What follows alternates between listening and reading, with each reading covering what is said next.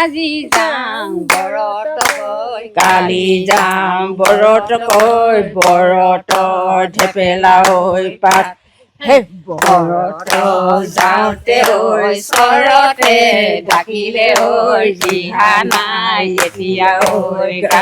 আজি পহিলা মাঘ আৰু পহিলা মাঘ মানেই মধ্য অসমত বৈদ্যবৰী এটা বিখ্যাত অঞ্চল, যি বৈদ্যবৰীত আজি ম'হৰ যুঁজৰ বাবে ইতিমধ্যে ৰাইজ সাজু হৈছে।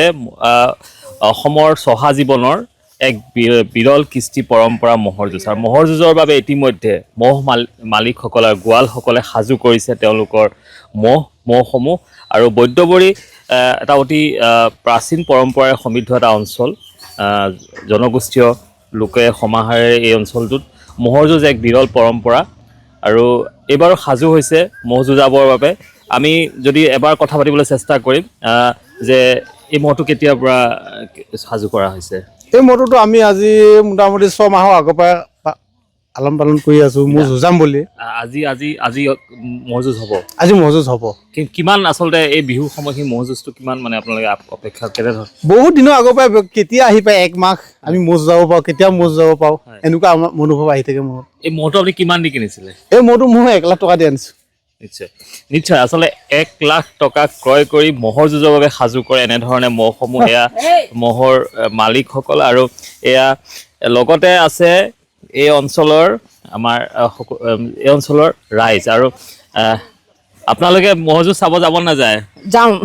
যাম চাবলৈ। চাব যায়, প্ৰতি বছৰে চাব যায়? প্ৰতি বছৰ চাব যাওঁ, প্ৰতি বছৰ চাব যাওঁ। এতিয়া কি হ'ব, গান এটা গাই দিয়ক ম'হৰ।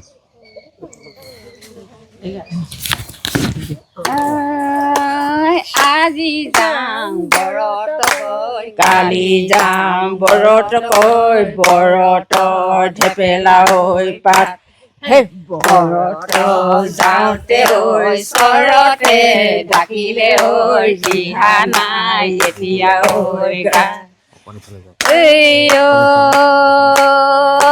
লালুং লেলে পাঙৈ কছাৰী ঢেলে পাঙৈ মিকি এই ঐ নপঠাবৈ ধৰি ঐ নাৰাখো ঐ থৌতে খুৱাই দিম ঐ ৰাতি।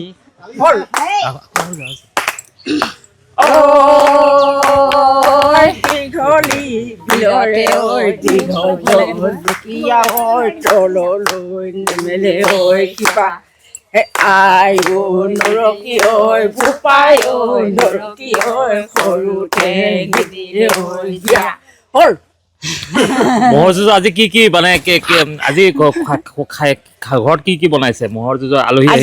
আজি আলহী আহিব। আমাৰ লালুং মানুহ গাহৰি জতাইছোং, মাছ জতাইছোং, মদ জতাইছোং ন।